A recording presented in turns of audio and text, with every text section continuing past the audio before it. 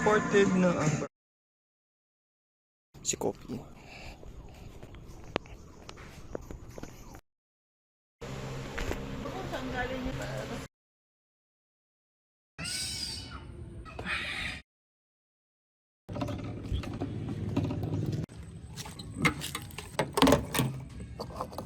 Kailangan na linisan din.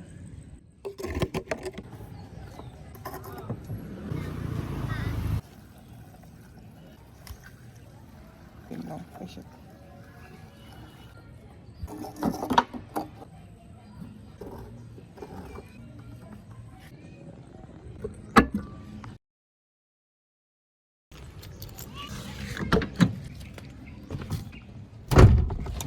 Ay, kumikot. Minsan hindi siya may ikot eh. Okay, whatever. Ayan.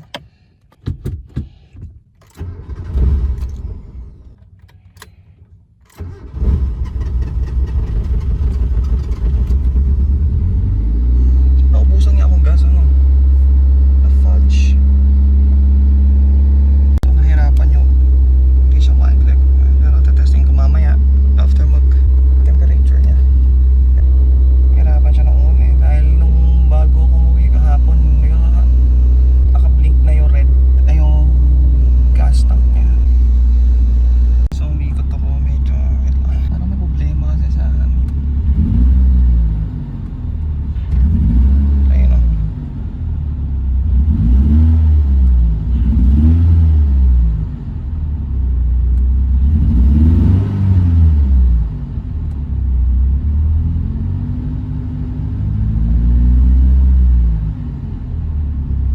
Pagkakabaw sa aircon yun.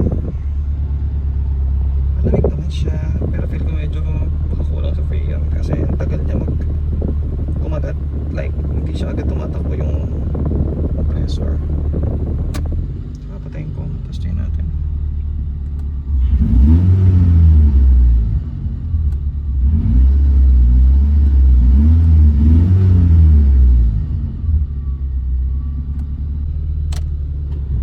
Ayan, nag-open siya agad ngayon. Ay, siguro mainit na. So, nawala na rin yung ilaw dun sa may gas. Kailangan ko pa rin dagdagan siguro ito ng gas. Hindi man ako namamatay. Hindi ko alam kung dahil hindi pa ako masyadong sanay sa manual or dahil may problema yung unit. Kaya medyo hindi ko pa sure kung ano yung problema, kung ano yung may mali dito. So, papacheck ko sa kaibigan ko na sanay na sa manual if may mali dito o sa pagdadrive ko lang. Pag pumunta sila, okay naman yung idle siguro. Kasi minsan pala pumunta pa yung idle, nagkakabash yung aircon. Ngayon gumagana yung compressor, aircon compressor.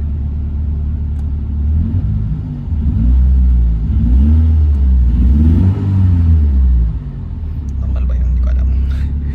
Hindi ako sanay kasi nasanay ako sa automatic. Nakalimutan ko, maraming tao naglalakad dito sa loob namin.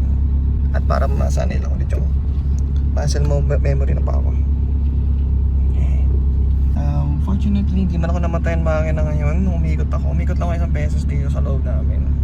Hopefully, walang issue.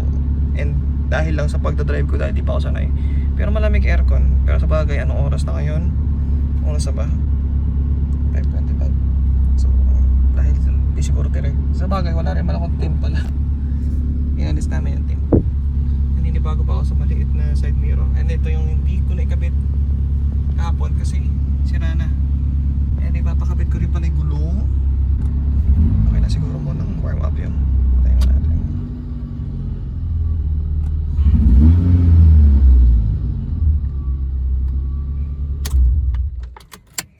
Tingnan mo na. Hindi yung makina. Ding.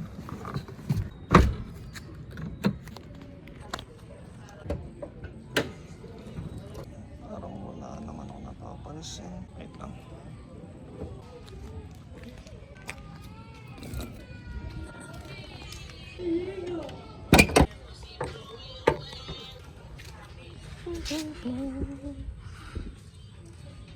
Naglilik siya, basado ko.